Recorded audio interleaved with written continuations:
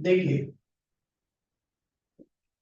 Atom में अभी तक हम लोगों ने ये देख लिया था कि रदरफोर्ड के मॉडल में, रदरफोर्ड का मॉडल हम लोग डिस्कस कर रहे थे, और उसमें हमने अभी तक ये देख लिया था कि इन्होंने एक एक्सपेरिमेंट परफॉर्म किया, that was alpha scattering experiment. और अल्फा स्कैटरिंग एक्सपेरिमेंट में जो डेटा कलेक्ट किया इन्होंने, that data was an of theta versus theta. इस डेटा के बिहाफ पर उन्होंने जो कंक्लूजन निकाले, वो कंक्लूजन, पहला कंक्लूजन आपका था कि entire charge and mass is in centre, ठीक है, इन ए रीजन ऑफ साइज 10⁻⁻15 मीटर, ठीक है। और यही बेसिकली का किसी को क्या कहा गया, कॉल्ड न्यूक्लियस। तो बेसिकली न्यूक्लियस की डिस्कवरी इस एक्सपेरिमेंट के बेसिस पे हुई। दूसरा जो कंक्लूजन इसका था, that was, second conclusion was, तो पहला कंक्लूजन हो गया कि जो भी चार्ज है और मास है वो सेंटर में कॉन्सेंट्रेटेड है, और उसको हमने नाम दिया न्यूक्लियस। दूसरा एक चीज जो इन्होंने बताई कि जो एटम है आपका, उसके सेंटर पे न्यूक्लियस है, और इलेक्ट्रॉन काफी दूर है इस न्यूक्लियस से। तो एटम का मोस्ट ऑफ द पार्ट जो है आपका, दैट इज वैकेंट है, मोस्ट ऑफ द पार्ट। और वो लगभग लगभग उन्होंने बताया कि इसका जो साइज है एटम का, दैट इज ऑफ 10⁻⁻10 मीटर। ये एटम का साइज है। और न्यूक्लियस का जो साइज है, दैट इज ऑफ 10⁻⁻15 मीटर। तो ये जो रेशियो अगर हम बात करें, R atom divided by R nucleus, वो जो रेशियो आपका आता है वो 10⁵ आता है, ठीक है। यानी कि इन दोनों के बीच में जो गैप है बेसिकली, वो इतने टाइप का है, 10⁵ टाइम्स का, ठीक है। तो ये रेशियो एक आपको आइडिया देता है कि कितना स्पेस दोनों के बीच में वैकेंट है, ठीक है।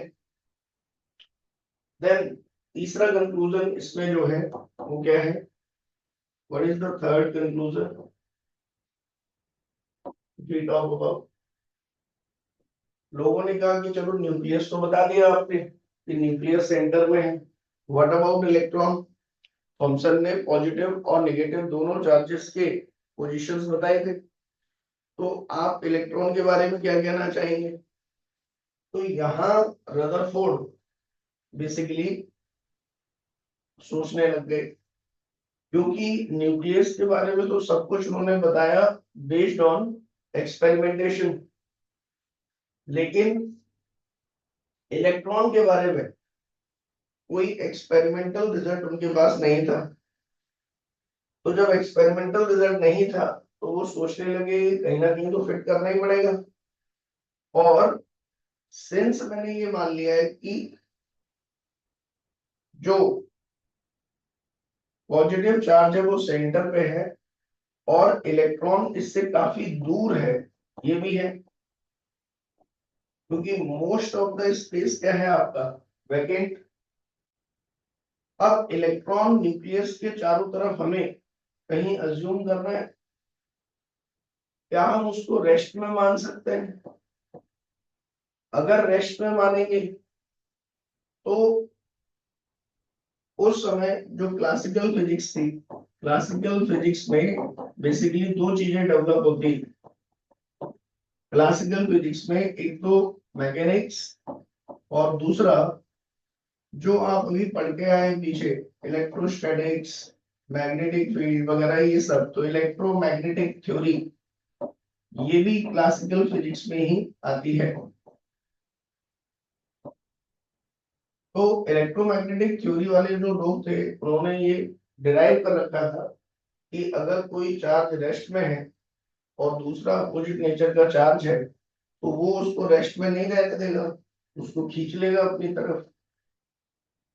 तो एक बात तो क्लियर थी कि रदरफोर्ड ने कहा कि ये इलेक्ट्रॉन जो है वो रेस्ट में नहीं रह सकता, तो इसको हमें न्यूक्लियस में गिरने से रोकना है और इसके आसपास भी मेंटेन करके रखना है। तो ये जो इलेक्ट्रॉन्स हैं बेसिकली, और रदरफोर्ड का मॉडल कोई सिंगल इलेक्ट्रॉन एटम के लिए डिफाइन नहीं था। उसने ऐसा नहीं माना था कि एक ही इलेक्ट्रॉन वो एटम है। उसने कहा था कि बहुत सारे इलेक्ट्रॉन पॉसिबल हो सकते हैं, और ये जो इलेक्ट्रॉन्स होते हैं, ये जो है वो कहीं पर भी फैले हो सकते हैं, लाइक दिस, इधर। और उसने एक पिक्चर इमेजिन की, उसने कहा मेरे आसपास कहाँ ऐसा हो रहा है कि जहां एक सेंट्रल बॉडी है और उसके चारों तरफ और बहुत सारी बॉडीज हैं जो मोशन कर रही हैं, या जो मोशन कर रही हैं। तो ऐसा पैटर्न कहाँ देखने को मिला? सोचो उस समय कि कोई सेंट्रल बॉडी हो और उसके आसपास बहुत सारी चीजें मोशन कर रही हो, तो आप बता सकते हैं? बताइए, ऐसा कहाँ होता है? बताइए।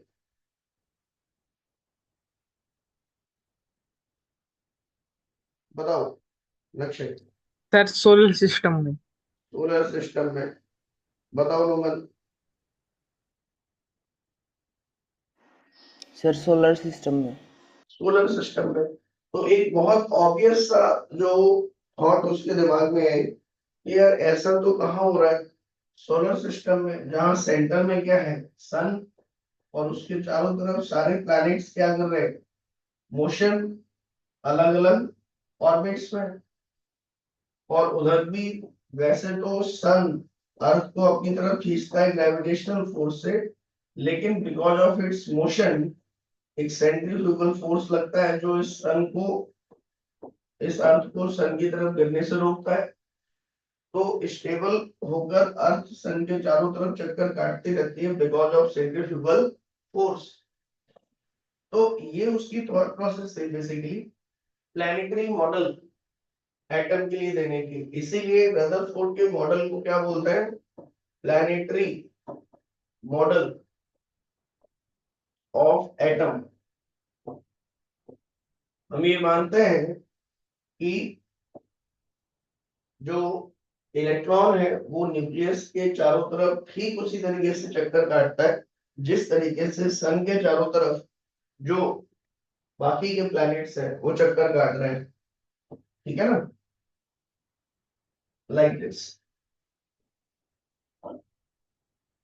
देखो, आज क्लास आपकी लेट शुरू हुई है, उसका एक रीजन है।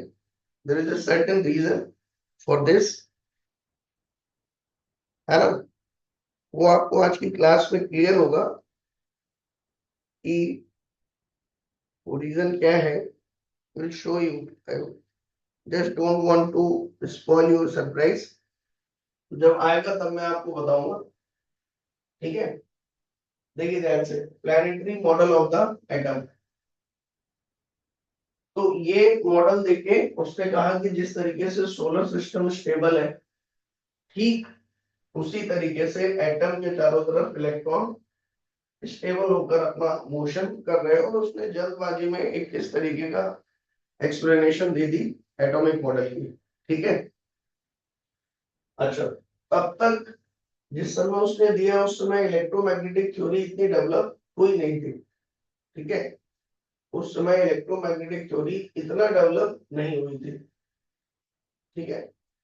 इसीलिए ज्यादा लोगों ने उसको कुछ कहा नहीं, लोगों ने तुरंत ये मान लिया कि हाँ सही बात है, सोलर सिस्टम में चीजें घूम रही हैं, ऐसे ही एटम के चारों तरफ इलेक्ट्रॉन घूमता होगा, क्या दिक्कत है। ठीक। और इसीलिए ये इस तरीके से चल रहा है। ठीक है। तो बहुत समय तक रदरफोर्ड का मॉडल इस तरीके से काम करता रहा। ठीक है। कब तक करता रहा? जब तक कि अब चीजें यहां से शुरू होती हैं, बहुत ध्यान से देखना।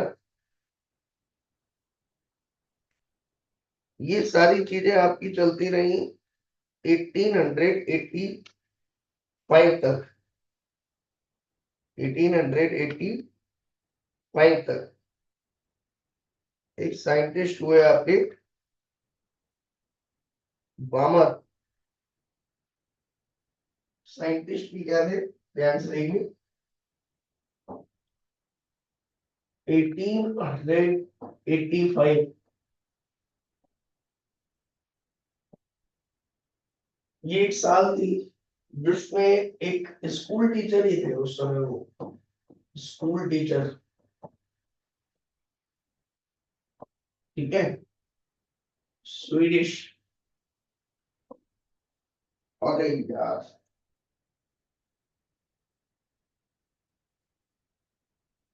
वेट